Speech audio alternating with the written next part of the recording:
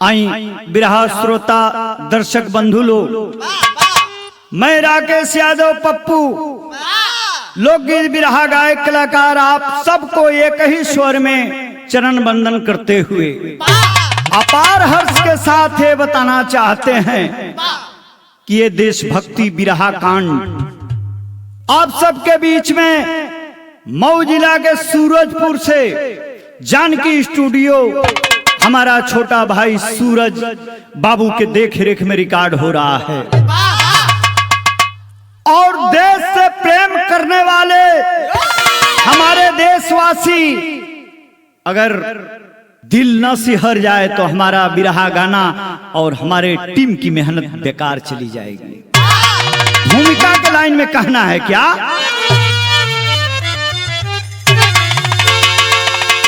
विश्वास की जब भी तोड़ा गया है, घटी है तब घटना इतिहास बताता। भेदी विभीषण लंका जलवाया, दशानन भाई बलि को मरवाया। बिना भेद पाए न दुश्मन पार पाते, और बिना भेद दुश्मन न रण में हयाते। कहे जे भी भैया संभल के तू चलना, अपने ही प्राणों के प्यासे बन जाते।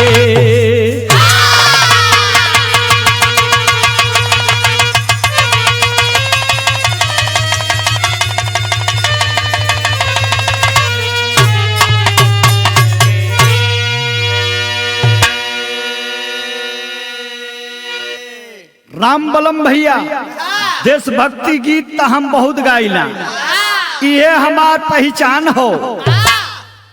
लेकिन वाह जेपी मास्टर साहब, आपने तो भूमिका के लाइन में ऐसी लाइन पिरोया है कि दिल बाग बाग हो गया। बिना भेद पाए न दुश्मन पार पाते, बिना भेद दुश्मन न रण में हयाते। कहे जेपी भैया संभल के तू चलना, अपने ही प्राणों के प्यासे बन जाते। धोखा यहाँ अपने से बा। पाकिस्तान पाकिस्तान सब कहता, अरे पाकिस्तान तोरी संगे जुल्म करता तो एक बेर सहला, दू बेर सहला, तीन बेर सहला, अरे चौथा बेर ओके माटी में मिलावे का मर्दानगी अगर यहाँ तो वही के हिंदुस्तानी कहल जाला। लेकिन गजल लगत हो एक लाइन मास्टर साहब कैसे बा?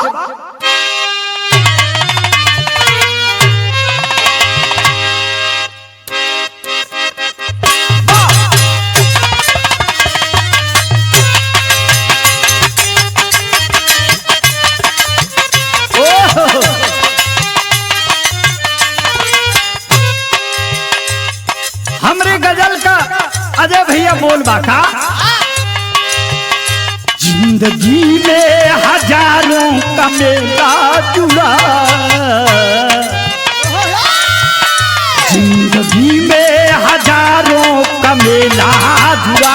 हंस जब जब उड़ा तो अकेला उड़ा, हंस जब जब उड़ा तो अकेला उड़ा। जिंदगी में हजारों का क्या बात है बा उड़ा तो अकेला उड़ा।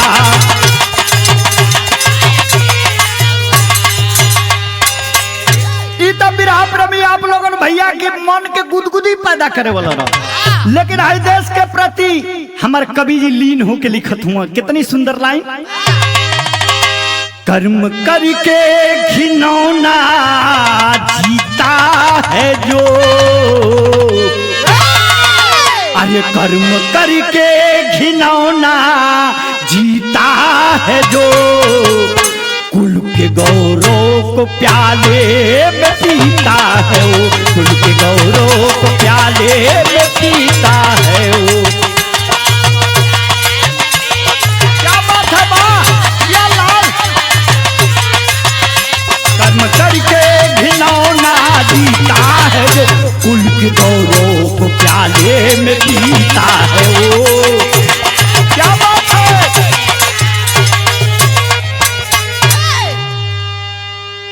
देशभक्ति भी सूरज बाबू एगो बड़ी बात हो। अगर देशवे हमार ना रही ताई मंदिर मस्जिद जात बिरादर धर्म कोनो मतलब ना रही है। जब देश ही गुलाम हो जाएगा, हजारों साल मुगलों का हम गुलाम रहे, 200 साल अंग्रेज हमारे ऊपर गुलामी की जंजीर चलाए बैठे थे, और आज आजाद हुए हैं तो देश को ही भूल जाएंगे। तो मंदिर मस्जिद और धर्म और मजहब किस काम का है साथियों। कर्म करके घिनौना जीता है जो, कुल के गौरव को प्याले में पीता है।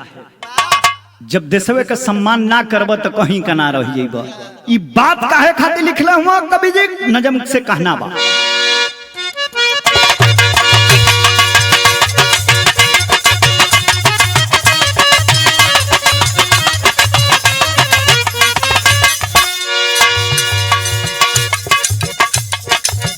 कहानी ऐसा सुनिए एक मैं सुनाता हूँ, कहानी ऐसा सुनिए एक मैं सुनाता हूँ, दिल की दर्द को मैं कलम से बताता हूँ।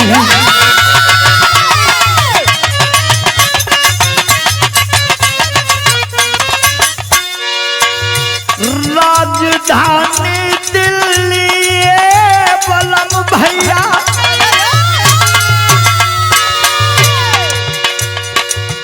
राजधानी दिल्ली में दानिश पर पसारा है, पाक दया के दूतावास को संभाला है।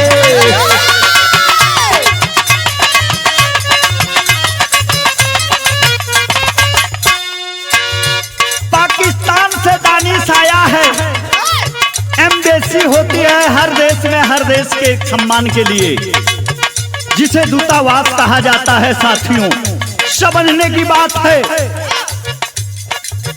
दानिश नाम का वो मुस्लिम संप्रदाय का होनहार नौजवान डोरा डालना शुरू किया। कोई जासूस मिल जाए यहाँ के धरती का, जिससे हमारे पाक आर्मी को यहाँ की सरकार की सारी नीति का पता चले। हुआ क्या? जिला हिंसार ज्योति बाबू,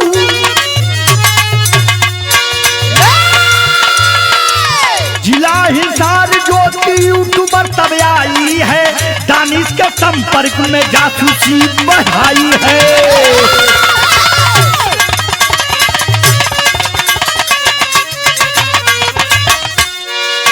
खेला जासूसी का हरियाणा जिला का, हरियाणा प्रदेश जिला हिंसार जिला का ज्योति यूट्यूबर हो, यूट्यूब पर माया जाल फैलावत बा।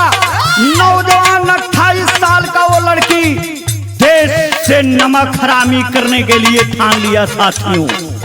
और जब ठान ले ले हो ए बाबू, रुपया का गड्डी पर मुहा गई। हमारी इंडिया का सगरी बात जवन यज्ञ भेजिया बन के पाकिस्तान के बतावे लगल। आज यूट्यूब का हो सगरी साइड पर ज्योति मल्होत्रा का नाम गुजत हो आ सब गाड़िए देता कि कैसन तू बेटी बारी रे हिंदुस्तान को जौन अपनी घर का भेद बतावो तारी। कहना बा पहलगाम की घटना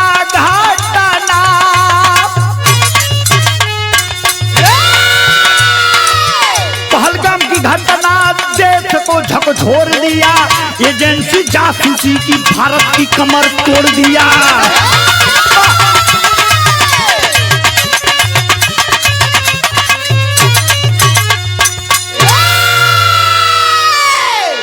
समझे वाली बात हो, हम गवैया हैं, सरस्वती साधक हैं, हमसे गलती न हो के यह रात दिन प्रार्थना करिए प्रभु से।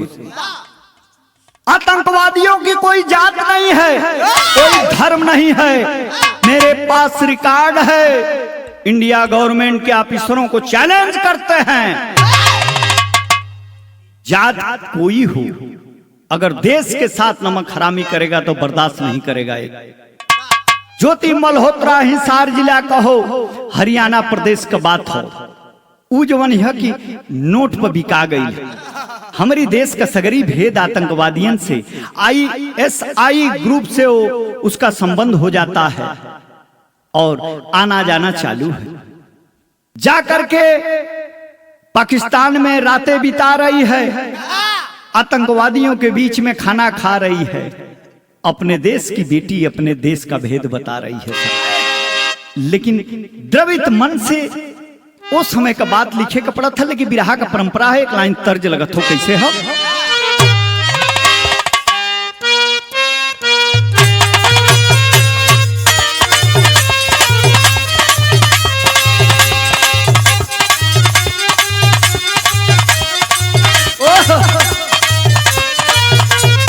क्या बात है जेपी मास्टर,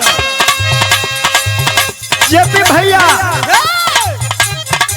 कौनो मन से झुके पर नहीं नवेली दुल्हन फोन कैले बे प्रदेश में बाराम बलम भैया। हाल चाल जब पूरा हो गए मन से धुआ का मन लपटाए लगो, लपलपाता ओके पता नहीं खे कि हमार में हरुआ आज व्रत भूखल बे। कहत का ये हो हमर सोनवा करा जानी फोनवा, चुम्मा के घर जानी लौट, ये हो जाना भूखल बाड़ी। ये हो हमर सोनवा करा जानी फोनवा, चुम्मा के घर जानी लौट, ये हो जाना भूखल बाड़ी। आज भर पीड़िया बरात, ये हो जाना भूखल बाड़ी। आज भर पीड़िया बरात,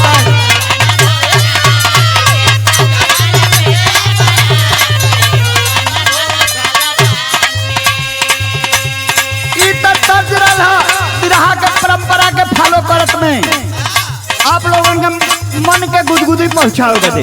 लेकिन हाई देश का बात हो, वो समय का बात कभी जी लिखत हुआ, का लिखत हुआ, आइल फरमानवा जाय अपने वतनवा, भूल जा तू मोरा हिंदुस्तान, मनौता जरा वाले हो बारा। उस दानिश को इंडिया के अधिकारी फरमान दे देते हैं, जब पुलवामा अटैक हो जाता है, हमारे 27 हमारे परिवार के लोगों को धर्म पूछ के सीने में गोली दाग दिया जाता है। 19 ठूर लोगों के व्यवहार को देख के हमारे गवर्नमेंट के सारे अधिकारी दानिश से कहते हैं कि सुन लो कान खोल के, क्या कहते हैं, भूल जा तू मोरा हिंदुस्तान, मनावता जरा वाले हो बाल, मनावता जरा वाले हो बाल, पापी बनला पाकिस्तान, मनावता जरा वाले हो बाल।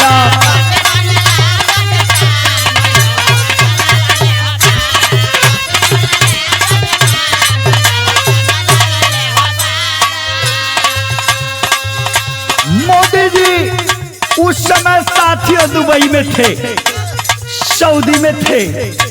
क्या फरमान जारी हुआ, 24 घंटा में छोड़ो वतन ये मेरा।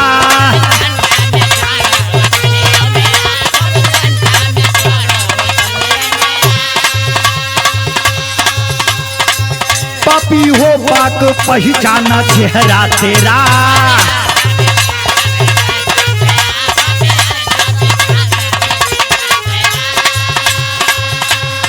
मन में तूफानवा बजरता वतनवा भूल जा तू मोरा हिंदुस्तान। दिलवा जरा वाले हो बाल, दिलवा जरा वाले हो बाल। पापी हुए साला पाकिस्तान, दिलवा जरा वाले हो बाल।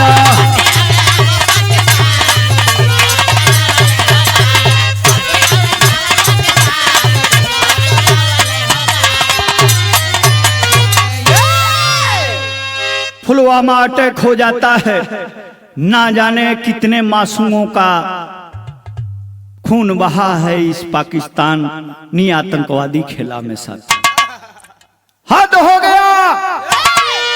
जितने पाकिस्तानी हैं 24 घंटे के अंदर हमारा भारत छोड़ के चले जाओ। अग्रिम कार्रवाई और बदला लेने का साहस हम हिंदुस्तानियों में है। ए बाबू विदेशिया के भाव में कभी देश का व्यथा लिखत हो, गौर करे वाली बात होता।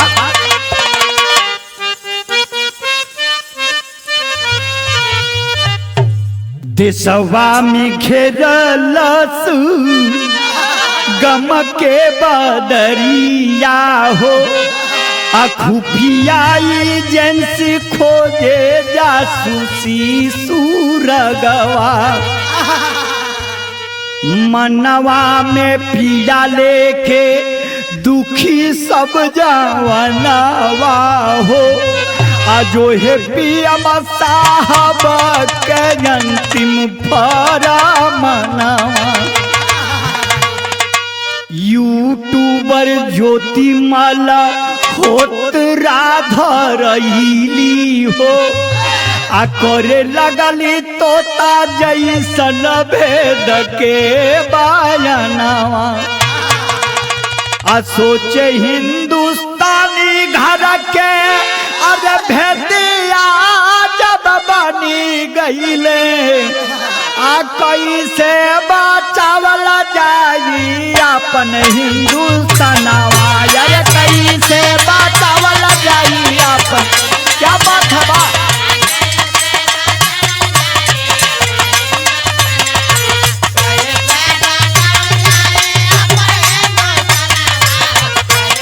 बचावल जाई अपन हिंदुस्तानवा हो। कैसे बचावल जाई।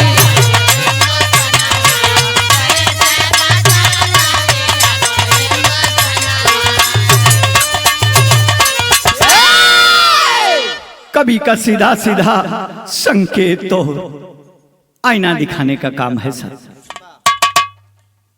घर कल भेदी लंका ढाबे। घर के खुफिया लोग चंद पैसों के लालच में आके अपने ईमान को बेच दे रहे हैं।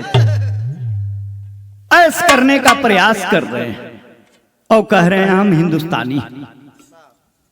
कितनी लाज शर्म की बात है साथियों। लेकिन तर्ज बदलत हो हमारे बिरहा में आगे बढ़लस पहले कैसे बा।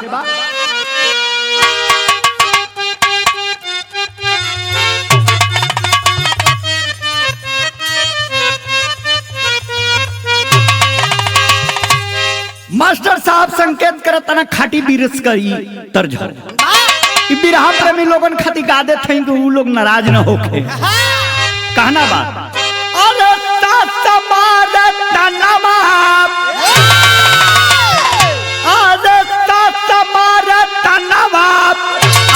नदियों मारे तनवा। तनवा हई हो मारेला। तनवा हई हो मारेला। हमारे भैया कसरवा। तनवा हई हो मारेला।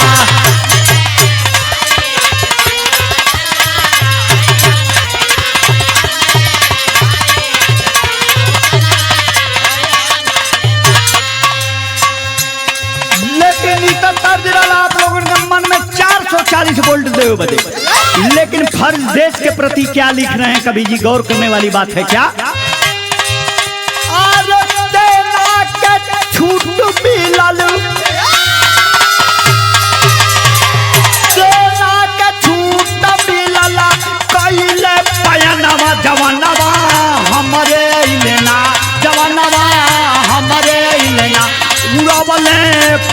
के नौ ठिकाना जवानवा हमारे भैया ना लवले पाक के नौ ठिकाना जवानवा।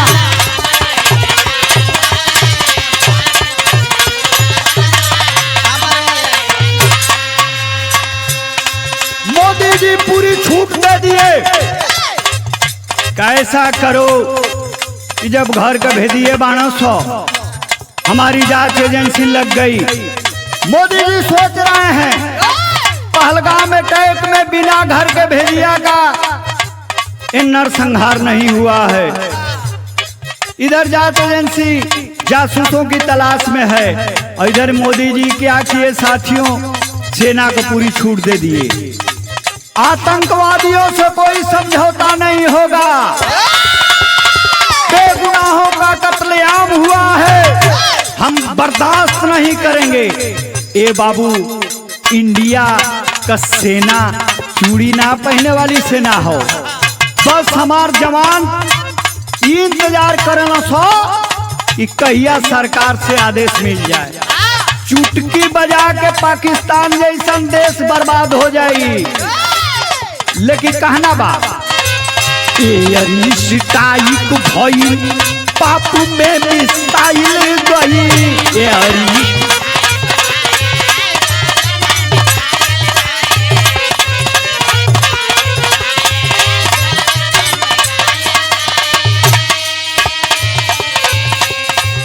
आतंकी ठिकाना भैया निशाना बनावल गई।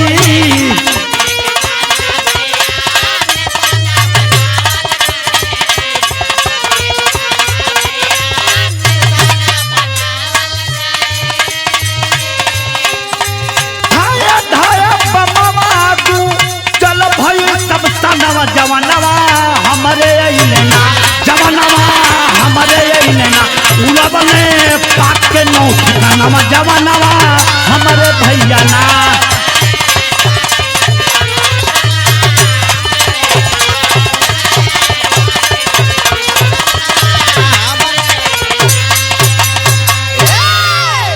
मोदी जी का जब पूरा छूट पौले बा सेना, अरे धका धक हो दूगो हमारे देश का बिटिया नेतृत्व कैली से एयर स्ट्राइक का।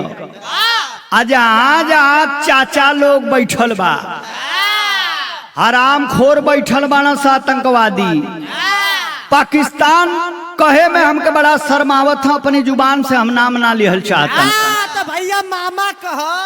अरे भैया तो मामा सार लोग जवन है कि जहाँ जहाँ उन लोग का आतंकी ठिकाना है, 9 जगह टीप के मिसाइल जब छूटल हो, पुक्की जाम हो गई, बिलखे लगल लो, हाथ जोड़ा था हर देश के प्रधानमंत्री के राष्ट्रपति के फोन को के। लेकिन बनर घुड़की देवे में ना पीछे हुआ, खाए के भले ठिकाना नहीं खे, लेकिन बाहरे बा ढेकार तो ऐसा ले थो सकी गाड़ी में है बहुत आगी। भैया हमारे बिरहा में टेरी का भाव हो कैसे?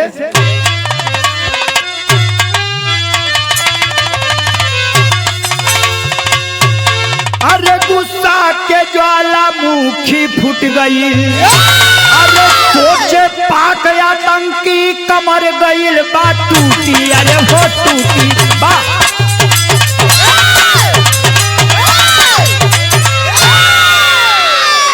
गुस्सा के ज्वालामुखी फूट गई, सोचे पाक आतंकी कमर गईल बा टूटी, गुस्सा के ज्वालामुखी फूट गई। पा कवि जी, ए भैया देश आक्रोशित मूड में बा कि आतंकवाद को हम खत्म कर देंगे। लेकिन घटना का घटल ये मास्टर साहब तर्ज बदल गई, कैसे बा?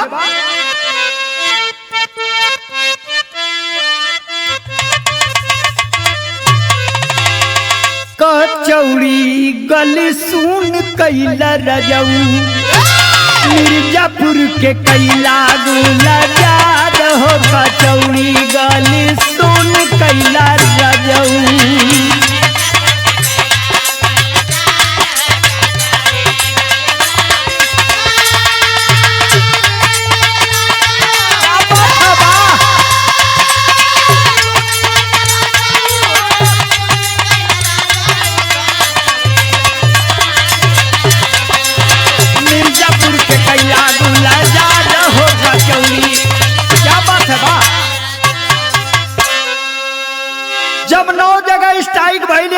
बम भैया, अब पाकिस्तान अपने औकात में आ गई। जब आई हर देश की राष्ट्रपति के और पीएम के फोन करे लगल, सुलहा का जौन है कि रोवता रोना, कहता कि आतंकवादी हमारी बस में नहीं खस। हमार सेना का जवान ना कौन काम कैले से घटना कैले से, लेकिन समझे वाली बात, सेना से भी बेसी दल अपन टीम बना के आतंकवादियन का जौन है कि पाकिस्तान में कब्जा, तमाम तरह का नाम बाटे आतंकी संगठन। अब गिड़गिड़ाए लगल हुआ सा, कामयाबी मिलल है। इधर हिंदुस्तान में खुशी के लहर झूमत हो, उस समय का बात लिखत हुआ कवि जी का।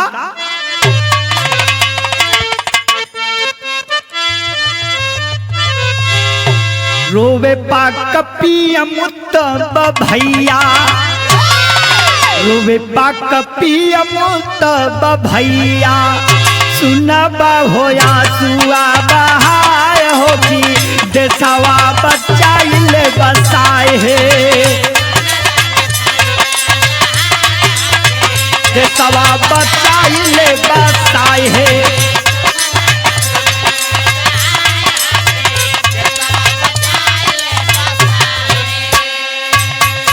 हर देश के फोन करे लगल प्रधानमंत्री, कहता कि ये साहब लोग देशवा बचा लो, इंडिया आक्रोश के और बदला के प्रतिशोध के आग में जलता है। 9 गो ठिकाना हमार बर्बाद कर दिल, हो सके तो सुबह हम ना देख पावल जाई। कहत का रोवे गिड़गिड़ाए सब पाक अधिकारी, लागे भारतीय सेना दे देशवा उजारी।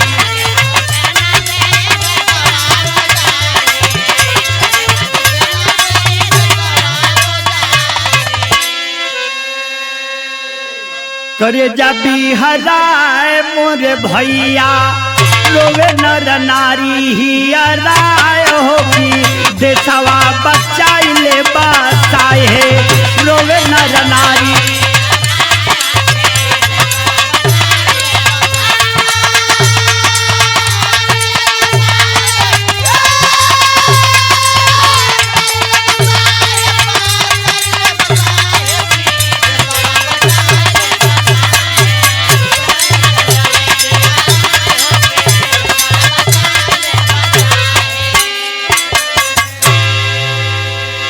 ए भैया, खुफिया एजेंसी की खबर के हिसाब से सेना काम की,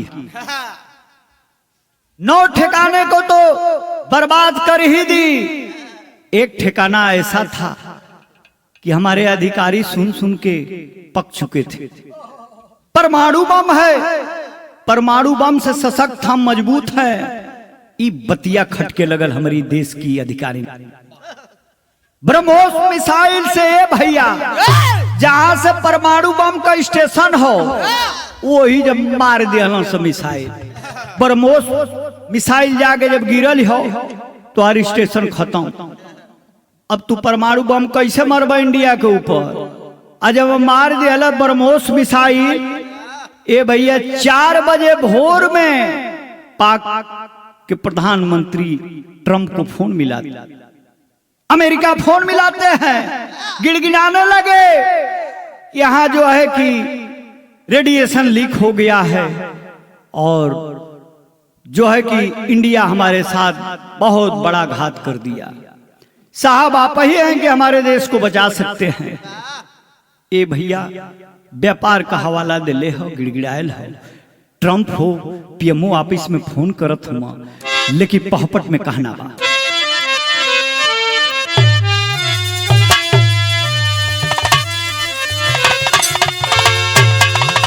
पीएमओ ऑफिस से आइल बात फोनवा मनवा सोचेला, पीएमओ ऑफिस से आइल बात फोनवा मनवा सोचेला, अब बंद कर लड़ाई दिए बयानवा मनवा सोचेला।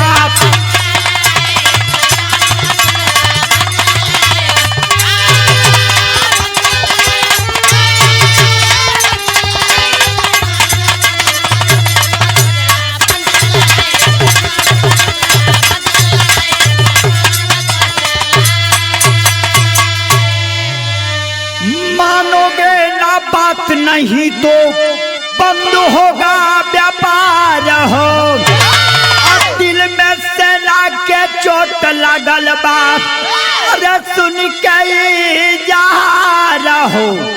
अरे कुत्ता पे पूरा हिंदुस्तानवा मनवा सोचेला बंद कर लड़ाई दिए बयानवा मनवा सोचेला।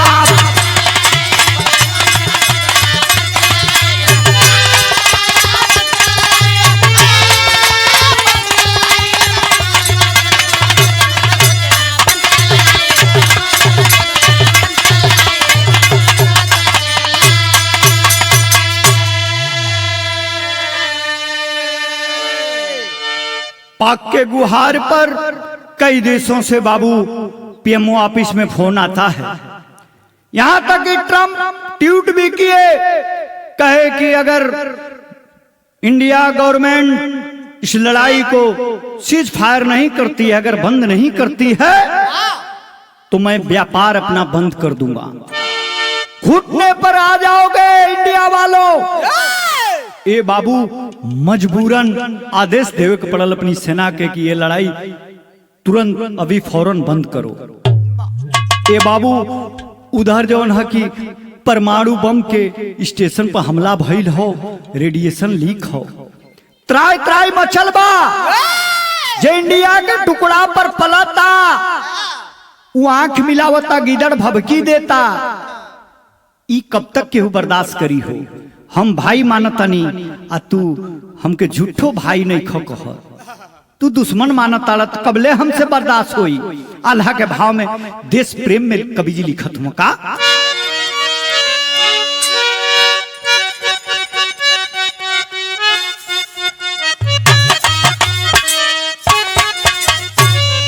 अरे जगह में पाकिस्तान जैसना केहू ना सैदानवा भैया।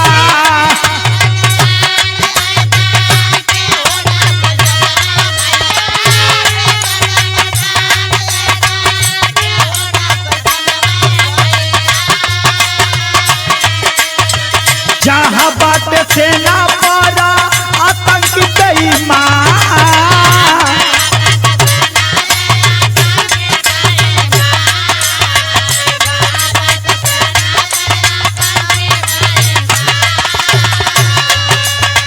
खाए के ठिकाना बनाई करे पूरा पतिया पटो।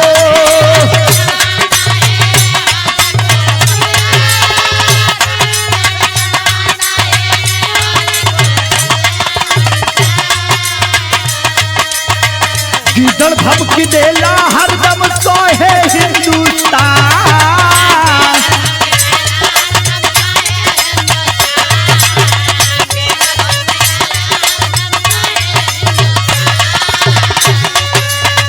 भाई वाला नातावा मोर काबल निभाई भैया।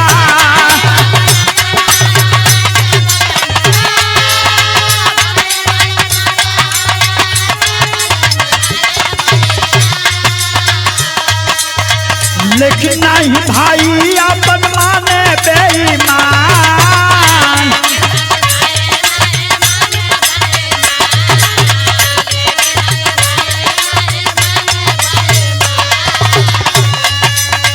कोरोना गद्दारी सीमा सरहद आके पंचो।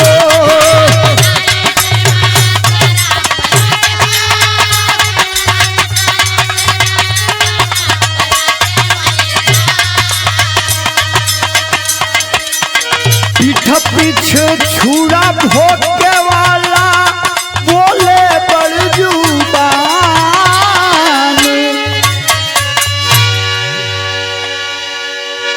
गद्दारी की सीमा को पाकिस्तान की सेना, वहां के संगठन हद पार कर दिए साथियों। पहलगाम हो या फुलगामा अटैक हो या ताज में हमला जो हुआ था, आए दिन आजादी के बाद एक पर एक खुराफात करते आ रहे हैं। हम ये सोचते हैं कि हमारा भाई है, हमारा पड़ोसी मुल्क है, क्या जवाब दे। जब जवाब देने की बारी आई तो भाई से ही माफी मांग लेते, ट्रंप को फोन करने की क्या जरूरत थी। विराह की समाप्ति पर खड़ी का भाव हो मास्टर साहब कैसे?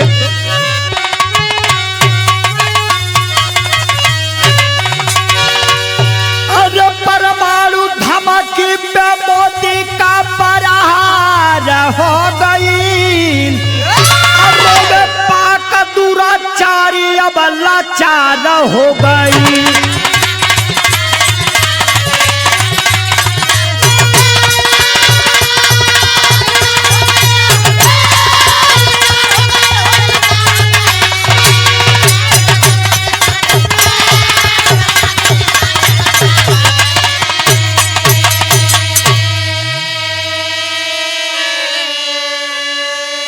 रेडिएशन लीक होता पाक घबराई, देशवा न बची अब चिंता में डेराइल। और रोके खोजे सबसे मदद बीमार हो गई, और पाक दुराचारी अब लाचार हो गई।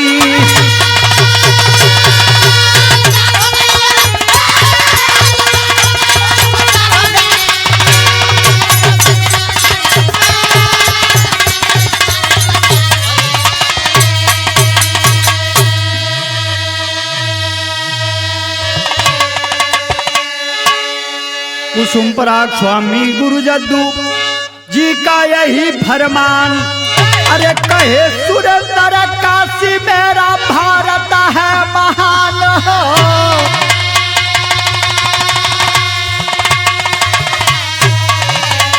गुस्सा के ज्वालामुखी फूट गई, राकेश जेबी के नाता नहीं अब टूटी, गुस्सा के ज्वालामुखी फूट गई।